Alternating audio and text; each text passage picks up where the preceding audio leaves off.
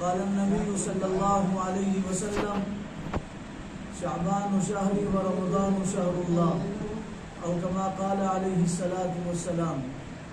اللہ تعالیٰ نے بے حد کرم کا، محبت کا، شفقت کا، عنایت کا معاملہ کیا۔ اس نے جمعہ کی نورانی اور عرفانی اور ایمانی گھڑیوں میں اپنے پاک بارگاہ میں حاضری کی توفیق عطا فرمائی۔ دعا کیجیے اللہ تعالیٰ ہم سب کے حاضر ہونے کو، جمع ہونے کو، مل بیٹھنے کو، سننے سنانے کو، اس کے بارگاہ میں سجدہ ریز ہونے کو اور دعا کے لیے ہاتھ اٹھانے کو قبول فرما لے۔ اور دعا کیجیے اللہ تعالیٰ ہم سب کو عافیت کے ساتھ صحیح سالم حالت میں اللہ ہم سب کو رمضان جیسے مبارک مہینے تک پہنچا دے۔ شعبان کے آخری ایام ہیں، شعبان کے مہینے کے، رمضان کی آمد ہے۔ رمضان کی آمد سے پہلے اور رمضان کے آنے سے پہلے رسول اللہ صلی اللہ علیہ وسلم کی سنت ہے، آپ رمضان کا استقبال کرتے تھے اور رمضان آنے سے پہلے آپ رمضان کا انتظار کرتے تھے۔ علماء نے لکھا ہے رمضان سے محبت کرنا رسول اللہ صلی اللہ علیہ وسلم کی سنت ہے۔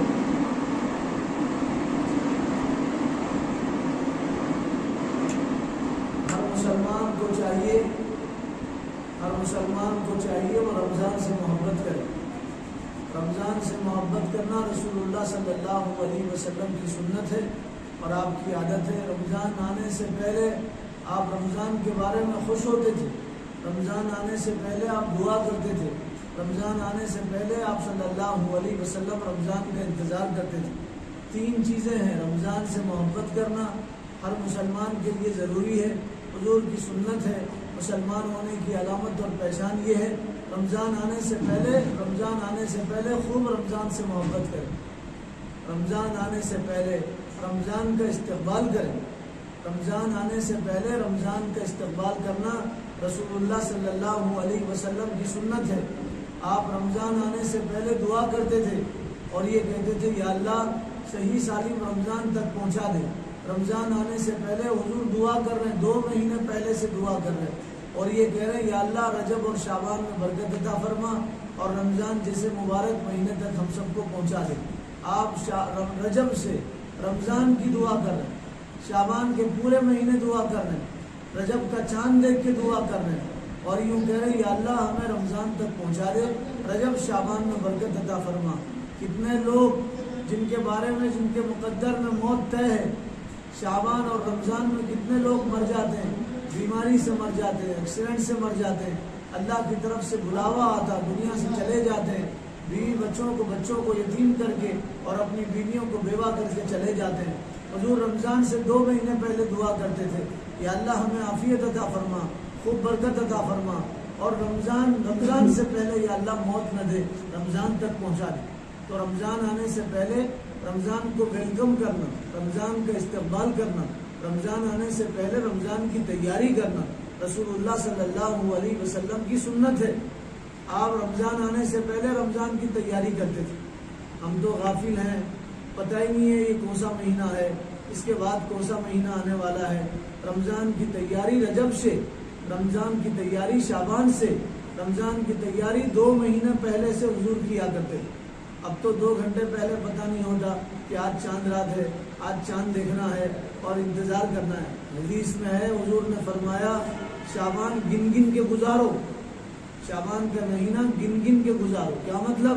شعبان کے مہینے میں رمضان کا انتظار کرو۔ یہ دیکھو اب 18 شعبان ہے، اب 19 شعبان آ گیا، اب 20 شعبان آ گیا، چاند نظر آنے والا ہے۔ آپ نے فرمایا رمضان کے چاند دیکھنے کا اہتمام کرو۔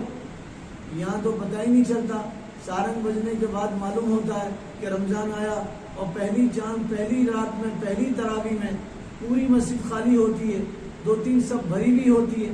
اگلے دن ان کو پتہ چلتا ہے کہ آج روزہ ہے اور آج روزہ رکھنے کا دن ہے اور گزشتہ جو شب گزری وہ چاند رات تھی، پہلی تراویح تھی، ان کو بعد میں پتہ چلتا۔ غفلت کی زندگی مسلمان گزار رہے ہیں اور انہی غفلتوں کی وجہ سے ہم دنیا میں رسوا اور ذلیل ہو رہے ہیں۔ پتہ ہی نہیں ہے کون آنے والا ہے۔ آپ صلی اللہ علیہ وسلم رمضان آنے سے پہلے فرماتے ماذا تستقبلون و یستقبلون، ماذا تستقبلون و یستقبلون، ارے کون آ رہا ہے؟ اس کا اگر آپ ترجمہ کرو تو ترجمہ یہ ہوتا ماذا تستقبلون، تم کس کا استقبال کر رہے ہو، کس کو ویلکم کہہ رہے ہو، تم کس کا انتظار کر رہے ہو، اور کون تمہارا استقبال کر رہا، اور کون تمہارے پاس آ رہا۔ رمضان آنے سے پہلے حضور یہ دو جملے بولتے تھے اور یوں کہتے تھے ماذا تستقبلون، تم کس کا انتظار کر رہے ہو، کون آ رہا ہے، ماذا تستقبلون و ماذا یستقبلون، کون تمہارا انتظار کر رہا ہے، کون آ رہا ہے تمہارے پاس۔ حضرت عمر رضی اللہ تعالیٰ عنہ نے حضور سے فرمایا اللہ کے نبی کیا وحی اترنے والی ہے، نیا کوئی پیغام آنے والا ہے، کیا جبرائیل آنے والے فرشتوں کے ساتھ اللہ کے پاس سے؟ حضور نے فرمایا نہیں۔ پھر حضرت عمر نے کہا اللہ کے نبی کیا کوئی دشمن آنے والا ہے جس سے جنگ کی جانے والی ہے، کون آنے والا ہے؟ حضور نے مسکرا کے فرمایا نہ دشمن آنے والا ہے نہ جبرائیل آنے والے ہیں، ہمارے پاس رمضان کا مہینہ آنے والا ہے جس کی پہلی رات میں اللہ تعالیٰ اہل قبلہ کے تمام گناہوں کو معاف کر دیں گے، جس کی پہلی رات میں اللہ تعالیٰ اہل قبلہ کے تمام گناہوں کو معاف کر دیں گے۔ اہل قبلہ سے مراد مسلمانوں کے اللہ تمام گناہ معاف کرتے ہیں، پہلی رات میں اللہ تمام گناہ معاف کرتے ہیں۔ رمضان آنے سے پہلے حضور بتا رہے دیکھو کون آ رہا ہے، تم کس کا استقبال کر رہے ہو، کس کا سواگت کر رہے ہو، کس کا ویلکم کر رہے ہو، کون تمہارے پاس آنے والا ہے۔ صحابہ حیران ہو کے پوچھتے تھے کون آنے والا ہے، تب رسول اللہ فرماتے تھے رمضان آنے والا ہے جس کی پہلی رات میں اللہ تمام مسلمانوں کے تمام گناہوں کو معاف کر دیں گے، تمام گناہوں کو معاف کر دیں گے۔ وہ گناہ جو حقوق اللہ سے متعلق ہیں، اللہ سے جڑے ہوئے، وہ گناہ جو بندوں سے ہیں اللہ تعالیٰ اس کو معاف نہیں کرے گا۔ تو رمضان آنے سے پہلے رسول اللہ رمضان کی تیاری کرتے تھے۔ حضرت زید فرماتے ہیں شعبان میں حضور کثرت سے روزہ رکھتے تھے، شعبان کے مہینے میں رسول اللہ کثرت سے روزہ رکھتے تھے۔ صحابہ نے پوچھا اللہ کے نبی آپ شعبان میں اتنی کثرت سے روزے کیوں رکھتے؟ تو حضور نے ارشاد فرمایا شعبان میں میری امت کے نام اعمال اللہ کے پاس پہنچائے جاتے ہیں، رمضان سے پہلے امت کے نام اعمال اللہ کے پاس پہنچائے جاتے ہیں۔ میں یہ چاہتا ہوں میرا نام اعمال اس حالت میں پہنچے میں روزے دار ہوں اور روزے داروں میں میرا شمار ہوں۔ آپ کثرت سے شعبان میں روزے رکھتے تھے۔ حضرت ام سلمہ فرماتی ہیں حضور 2 مہینے کے لگاتار روزے نہیں رکھتے تھے مگر شعبان اور رمضان کے لگاتار روزے رکھتے تھے۔ آپ شعبان کے پورا مہینے روزے رکھتے تھے۔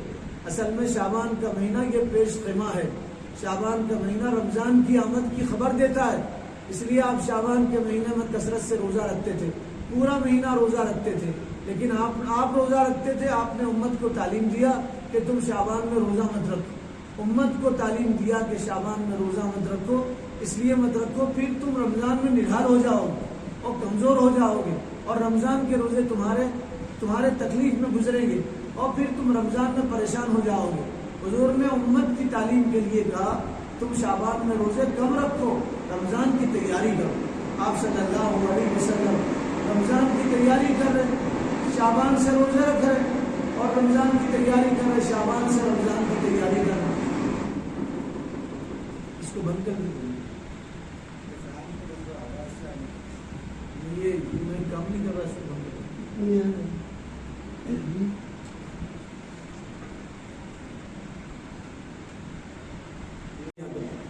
شعبان کے مہینے میں روزہ رکھتے تھے۔ تو حضور تو شعبان سے تیاری کر رہے، آپ روزہ رکھ رہے، اور رسول اللہ صلی اللہ علیہ وسلم کی امت کا حال یہ ہے کہ شعبان کا کیسا مہینہ ہے پتہ ہی نہیں ہے۔ حضور نے فرمایا شعبان شہری و رمضان شہر اللہ، شعبان میرا مہینہ ہے اور رمضان اللہ کا مہینہ ہے۔ شعبان میرا مہینہ اور رمضان اللہ کا مہینہ، رسول اللہ کا مہینہ پورا غفلت میں گزر رہا، پورا کوتاہی میں گزر رہا، بے حسی میں گزر رہا، شعبان کا پورا مہینہ پتہ ہی نہیں ہے اس کے بعد کون سا مہینہ آنے والا ہے۔ حضور نے شعبان کو اپنا مہینہ کہا۔ آدمی کو جس سے محبت ہوتی ہے اس کی ہر چیز سے محبت ہوتی ہے۔ اگر ہمیں رسول اللہ سے محبت ہے تو حضور نے جس مہینے کو اپنا مہینہ کہا، جس مہینے کو اپنا مہینہ کہا، اس مہینے سے بھی محبت ہونا چاہیے۔ شعبان میں کثرت سے عبادت کرے، شعبان میں کثرت سے بندگی کرے۔ شعبان میں رسول اللہ صلی اللہ علیہ وسلم روزہ رکھتے تھے، شعبان کے شروع میں روزہ رکھیں، شعبان سے رمضان کی تیاری کریں۔ شعبان کا مہینہ رمضان کے استقبال کا مہینہ، رمضان کی تیاری کا مہینہ ہے شعبان کا مہینہ، اور رمضان تو اللہ کا مہینہ، اللہ کے مہینے اللہ کے مہمان کی آمد ہے. اللہ کا مہمان آ رہا ہے اور ہمیں احساس ہی نہیں ہے. اللہ کا مہمان آ رہا ہے اور ہمیں پتہ ہی نہیں ہے کہ کون آ رہا ہے. ہمارے گھر جتنا بڑا مہمان آتا ہے اتنی بڑی گھر میں تیاری ہوتی ہے. گھر میں جتنا بڑا مہمان آتا ہے اتنی بڑی تیاری ہوتی ہے. محلے کا کونسلر وہ یوں کہے میں تمہارے گھر آنے والا ہوں تو آدمی کتنا خوش ہوتا ہے. اڑوس پڑوس والوں کو بتاتا ہے آج کونسلر صاحب ہمارے گھر آنے والے ہیں اور تیاری شروع کر دیتا ہے. چائے بنانے لگ جاتا ہے, جوس بنانے لگ جاتا ہے اور اپنی بیوی سے کہتا ہے اچھا بچھا دو, محلے کے کونسلر صاحب ہمارے گھر آنے والے ہیں. کونسلر محلے کا وہ جس کو ہم نے ووٹ دے کے جتایا ہے اس کی آمد پہ لوگ خوش ہوتے اور یہ کہتے ہیں ہمارے محلے کا کونسلر ہمارے پڑھا دی جاتی ہے اور یہ کہا جاتا ہے ہمارے گھر میں ایم ایل اے صاحب آ رہے ہیں. اور اگر یوں کہیں منسٹر صاحب آنے والے ہیں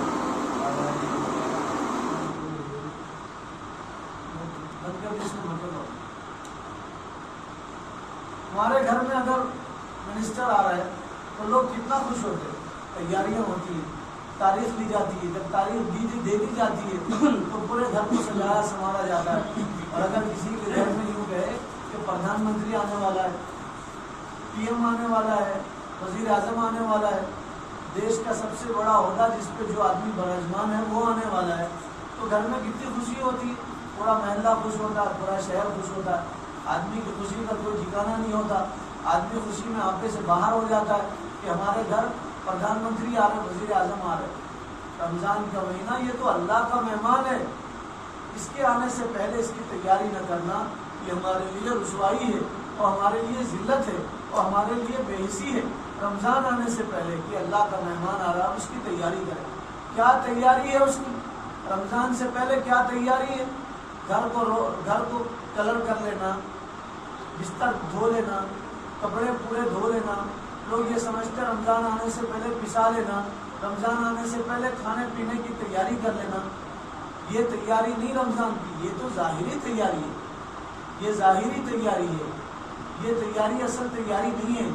اصل تیاری باطنی تیاری ہے کہ رمضان آنے سے پہلے اب رجوع ہو جاؤ اللہ کی طرف. رمضان آنے سے پہلے انابت ہو اللہ کی طرف, پلٹ جاؤ اللہ کی طرف. رمضان کا مبارک مہینہ آ رہا, شعبان میں دعا کریں یا اللہ ہم رمضان کے قابل نہیں, ہمیں رمضان کے قابل بنا دیں. یا اللہ ہم رمضان کے روزوں کے قابل نہیں ہیں, تراویح کے قابل نہیں ہیں, ہم رمضان کی عبادتوں کے قابل نہیں ہیں. یا اللہ ہمیں رمضان کے قابل بنا دیں. اللہ سے دعا کرنا رمضان آنے سے پہلے اور اللہ کی طرف رجوع ہونا اور یہ کہنا یا اللہ تو ہمیں رمضان کے قابل بنا دے. ہم سراپا ناپاک ہیں, سر سے لے کے پیر کے ناخن تک ہم گناہوں میں ڈوبے ہوئے ہیں, زندگی پوری گناہوں میں گزر رہی ہے. یا اللہ تیرا پاک مہینہ آ رہا ہے, ہم ناپاک ہیں, یا اللہ تو ہمیں پاک فرما کے رمضان عطا فرما. ابھی سے یہ دعا کرنا, ابھی سے اللہ کی طرف رجوع ہونا, ابھی سے گناہ چھوڑ دینا, نافرمانی کے کام چھوڑ دینا, جھوٹ چھوڑ دینا, غیبت چھوڑ دینا, چغلی چھوڑ دینا, خیانت چھوڑ دینا, ایک دوسرے کی برائی چھوڑ دینا. رمضان آنے سے پہلے پاک صاف ہونا, گناہ چھوڑنا, نیکیوں میں اپنا وقت گزارنا. مسجد میں زیادہ وقت گزارے اپنا رمضان آنے سے پہلے. قرآن پاک کی تلاوت کرے رمضان آنے سے پہلے, قرآن پاک کھولے. سال گزر گیا قرآن کھولنے کی توفیق نہیں, وہی دھول لگی ہوئی ہے قرآن پہ, قرآن کے خلاف پورا کا پورا خراب ہو گیا. رمضان آ رہا ہے, اب تو قرآن نکالے, اب تو قرآن کھولیں. رمضان آنے سے پہلے اب تو مسجد کی طرف رجوع ہو جائے. ابھی تھوڑے دن باقی ہیں رمضان آنے میں, ابھی سے نیت کریں انشاءاللہ ہم گناہوں سے پاک اب شعبان گزاریں گے, گناہوں سے پاک شعبان گزاریں گے, گناہ نہیں کریں گے. دیکھیے اگر شعبان میں گناہ کی عادت پڑ گئی اور شعبان بھر گناہ کرتے رہے تو ایسا آدمی رمضان میں بھی گناہ کرے. اور جو آدمی رمضان میں گناہ کرتا ہے تو باوجود روزہ ہونے کے اس کا روزہ قبول نہیں ہوتا, اس کی کوئی عبادت قبول نہیں ہوتی. شعبان سے پاک صاف ہو جائیں. ظاہری پاک صاف تو روزانہ ہوتے ہیں, باطنی پاک صاف ہو جائے. دل پاک کر لے اپنا, نفس پاک کر لے اپنا, اپنا اندرون پاک کر لے, گناہوں سے پاک ہو جائیں. توبہ کریں, ابھی سے توبہ کریں, اللہ کی طرف پلٹ جائیں. ہر نماز کے بعد توبہ کریں, ہر روز توبہ کریں. گھر کے بچوں کو سامنے بٹھائیں, گھر کی عورتوں کو سامنے بٹھائیں. حضرت بھیجے گھر کی عورتوں کو سامنے بٹھائیں اور بٹھا کے یوں کہیں کہ دیکھو اب رمضان آنے والا ہے, ہم سب مل کے رمضان کی تیاری کریں گے. تیاری وہ نہیں گھر کی عورتوں کو بتاؤ, وہ تیاری نہیں کہ گھر صاف کرو. عورتوں کو بتاؤ تیاری یہ ہے کہ اپنا باطن صاف کرے, دل صاف کرے, اپنا نفس پاک کرے، اندرون پاک کرے. یہ اصل تیاری ہے. لوگ یہ سمجھتے رمضان آنے سے پہلے گھر کو صاف کر لیں، رنگ و روغن کر لیں، رمضان آنے سے پہلے بسترا دھو لیں، گھر کی صفائی کر لیں، خوب پکا کے رکھ لیں. یہ رمضان کی تیاری نہیں ہے، تو پیٹوں لوگوں کی تیاری ہے، خوب کھانے والوں کی تیاری ہے. رمضان کی تیاری یہ ہے کہ رمضان آنے سے پہلے گناہ سے بچے، توبہ کرے یا اللہ میں کوئی گناہ نہیں کروں. خاص طور سے یہ توبہ کرے کہ یا اللہ میں نماز نہیں چھوڑوں گا، یا اللہ میں نماز نہیں چھوڑوں گا، 5 وقت پوری نماز پڑھوں گا. یہ دعا کرے یا اللہ میں تہجد پڑھوں گا. پھر حقوق العباد ہے، لینا دینا کسی کا باقی ہے تو رمضان آنے سے پہلے لے دے، رمضان میں پورے فارغ ہو جائیں. صحابہ کے بارے میں کتابوں میں لکھا ہے وَقِبُّوا عَلَىٰ مَصَاحِفِهِمْ. رمضان آنے سے پہلے صحابہ قرآن پہ طور پڑھتے تھے. رمضان آنے سے پہلے قرآن پہ طور پڑھتے تھے. کیا مطلب قرآن پہ طور پڑھنے کا؟ رمضان آنے سے پہلے قرآن کھول لیتے تھے، خوب قرآن کی تلاوت کرتے تھے. رمضان آنے سے پہلے خوب قرآن کی تلاوت کرتے. ایسے تو سال کے 11 مہینے کرتے تھے صحابہ، کسی دن قرآن کی تلاوت نہیں چھوڑتے تھے. رمضان میں خاص طور سے قرآن کی تلاوت کرتے تھے اور شعبان سے ہی قرآن پہ طور پڑھتے تھے. کیا مطلب؟ قرآن لے لیتے تھے، اسے جمع کر لیتے تھے. پہلے قرآن ایسا نہیں تھا جیسا ہمارے پاس ہے. یہ تو اللہ کا شکر ہے، قرآن ہمارے پاس پورا مجلد ہے، پورا جلد کیا ہوا قرآن ہے، ہر سائز کا قرآن ہے، ہندوستان کا قرآن ہے، سعودی کا قرآن ہے. آپ کو موبائل میں قرآن ملے گا، گھر گھر قرآن ملے گا. مسجد میں اتنے قرآن ہے، پڑھنے کی توفیق نہیں ہوئی اور آپ پورے کے پورے اس کے پڑھ گئے. پہلے جو قرآن ہوتے تھے وہ پتوں پہ لکھے ہوئے قرآن، پہلے جو قرآن ہوتے تھے کپڑوں پہ لکھا ہوا قرآن، پہلے جو قرآن ہوتا تھا وہ ہڈیوں پہ لکھا ہوا قرآن، چمڑے پہ لکھا ہوا قرآن ہوتا تھا. لوگ اسے جمع کر لیتے تھے، پورا قرآن جمع کر لیتے تھے اور یہ کہتے تھے اب رمضان آ رہا، سورہ فاتحہ سے سورہ ناس تک پورا پڑھیں گے. تو شعبان میں قرآن پہ طول پڑھتے تھے. حضرت عثمان غنی رضی اللہ عنہ کے بارے میں لکھا ہے، اللہ تعالیٰ کروڑوں رحمت نازل فرمائے حضرت عثمان کی قبر اطہر پہ، اور ان کے علم کا، ان کے فکر کا، ان کی کڑن کا، ان کے درد کا کچھ ذرہ کچھ سما اللہ ہمیں بھی نصیب فرمائے. حضرت عثمان داماد رسول تھے، حضور کے داماد تھے. حضور نے فرمایا تھا میرے پاس 40 بیٹیاں ہوتی اور ایک کے بعد ایک بیٹی کا انتقال ہوتا تو میں 40 کی 40 بیٹیاں عثمان کے نکاح میں دے دیتے. 40 بیٹیاں عثمان کے نکاح میں دے دیتے. یہاں تو سسر ایک بیٹی دے کے پچھتاتا ہے، حیوان کو میں نے بیٹی دے دیا، انسان نما جانور کو دے دیا، اس کا میری بچی کے ساتھ سلوک صحیح نہیں ہے، زندگی بھر کوڑتے رہتا اور پوری زندگی تانا دے. آپ پوچھو بہت کم سسر ایسے ہوں گے جو اپنے داماد کی تعریف کریں گے. اکثر سسر برائیاں کرتے رہتے اور داماد سے سسر کے بارے میں پوچھو تو داماد بھی سسر کی برائی کرنے لگ جاتا ہے. یہاں رسول اللہ فرما رہے ہیں کاش میری 40 بیٹیاں ہوتی تو ایک کے بعد ایک بیٹی عثمان کے نکاح میں دے دیتی. کتنی محبت تھی حضرت عثمان سے. حضرت عثمان کو ذی-النورین کہا جاتا ہے، حضرت عثمان کو ذی-النورین کہا جاتا ہے. 2 نور والے حضور نے اپنی 2 بیٹیاں حضرت عثمان کو دیا تھا. حضرت عثمان قرآن پڑھتے تھے، بہت قرآن کی تلاوت کرتے تھے. حضرت عثمان کو بلوائیوں نے مارا اور حملہ کیا تو حضرت عثمان اپنے گھر میں تھے. وہ گھر جہاں آج مدینہ منورہ میں ایک مسجد بنائی گئی، اس کا نام ہے مسجد عثمان. حضرت عثمان اس گھر میں تھے اور بلوائی آئے، دشمن آئے اور آپ کو مارنا چاہتے تھے، حضرت عثمان کو قتل کرنا چاہتے تھے. حضرت عثمان اپنی بیوی کے ساتھ، بیوی کا نام نائلہ تھا، اس کے ساتھ بیٹھے ہوئے تو قرآن کی تلاوت کر رہے تھے. حضرت عثمان سو گئے، اٹھے اور اپنی بیوی سے کہا، خوش ہو کے فرمایا ابھی میں سویا تھا، رسول اللہ کی زیارت ہوئی خواب میں. حضور نے فرمایا عثمان آج تم روزے سے ہو، سحر تم نے مدینہ میں کیا ہے، افطار تمہارا ہمارے ساتھ جنت میں ہوگا. حضرت عثمان نے فرمایا خوش ہو جا، دیکھ ابھی رسول اللہ میرے خواب میں آئے تھے اور سرکار نے فرمایا عثمان روزہ تم نے مدینہ میں رکھا، پانی سے روزہ رکھا ہے، کھانے کی کوئی چیز نہیں تھی حضرت عثمان کے پاس. فرمایا پانی سے تم نے روزہ رکھا، افطار تمہارا ہمارے ساتھ جنت میں ہوگا. بلوائی اندر آئے اور حضرت عثمان قرآن پڑھ رہے تھے اور بلوائیوں نے حضرت عثمان کی گردن پہ تلوار سے وار کیا، خون کا فوارہ نکلا اور قرآن پہ گرا اور قرآن کی اس آیت پہ گرا، قرآن کی اس آیت پہ گرا جس میں اللہ نے فرمایا فَسَيَكْفِيكَهُمُ اللَّهُ، اللہ تمہارے لیے کافی ہو جائے گا. تم نے حضرت عثمان کو مارا ہے، اللہ تمہارے لیے کافی ہو جائے. آج بھی وہ قرآن استنبول کے میوزیم میں موجود ہے. ہم دیکھ کے آئے جس پہ حضرت عثمان کا خون گرا تھا، حضرت عثمان کا خون اس پہ گرا تھا، اس آیت پہ گرا جس میں فَسَيَكْفِيكَهُمُ اللَّهُ، اللہ تمہارے لیے کافی ہو جائے گا۔ حضرت عثمان قرآن پڑھتے پڑھتے دنیا سے چلے گئے، قرآن پڑھتے پڑھتے شہید کیے گئے۔ آج تک قرآن ان کا گواہ ہے کہ مرتے مرتے انہوں نے قرآن پڑھا۔ ہم تو زندگی میں قرآن نہیں پڑھتے، صحیح سالی میں قرآن نہیں پڑھتے۔ آپ نیت کرو یہ مہینہ جو آ رہا رمضان کا، یہ قرآن کے نزول کا مہینہ، قرآن کو نسبت ہے اس مہینے سے، اسی مہینے میں قرآن اترا۔ اس مہینے میں قرآن نہیں پڑھیں گے تو کس مہینے میں قرآن پڑھیں گے؟ نیت کریں ابھی سے قرآن پڑھیں، رمضان میں قرآن پڑھیں گے انشاءاللہ، پورا رمضان قرآن میں گزاریں گے انشاءاللہ، صبح شام قرآن کی تلاوت کریں گے، سحر میں قرآن پڑھیں گے، افطار میں قرآن پڑھیں گے، روزہ لگ رہا بول کے جا کے سو نہیں جائیں گے، آپ قرآن پڑھو، اللہ آپ کے روزے کو ہلکا بنا دیں گے انشاءاللہ، قوت عطا کریں گے، اللہ طاقت عطا کریں گے، قرآن کی برکت سے اللہ جسم میں طاقت عطا فرماتے ہیں۔ قرآن پڑھیں، اپنے بچوں کو کہیں قرآن پڑھیں، عورتوں سے کہیں قرآن پڑھیں۔ افسوس رمضان گزر جاتا ہے، ایک قرآن ختم نہیں ہو۔ 1 گھنٹے میں 3 پارے پڑھ سکتے ہیں، 1 گھنٹے میں حافظ نہیں ہوں، 1 گھنٹے میں 3 پارے پڑھ سکتا ہوں۔ جو حافظ نہیں ہے 1 گھنٹے میں 3 پارے پڑھ سکتے ہیں، 20 منٹ میں 1 پارا ہوتا ہے۔ حافظ تو 13-14 منٹ میں 1 پارا پڑھ لیتے ہیں۔ حافظ جو ہوتے ہیں قرآن پڑھ پڑھ کے ان کو عادت ہوتی ہے، وہ 13-14 منٹ میں 1 پارا پڑھ لیتے ہیں، 1 پارا 13-14 منٹ میں پڑھ لیتے ہیں۔ ہم 1 گھنٹے میں پڑھ سکتے ہیں مگر پڑھتے نہیں ہیں قرآن۔ قرآن تاک میں سجا کے رکھتے ہیں، رمضان میں قرآن نہیں پڑھیں گے تو کب قرآن پڑھیں گے؟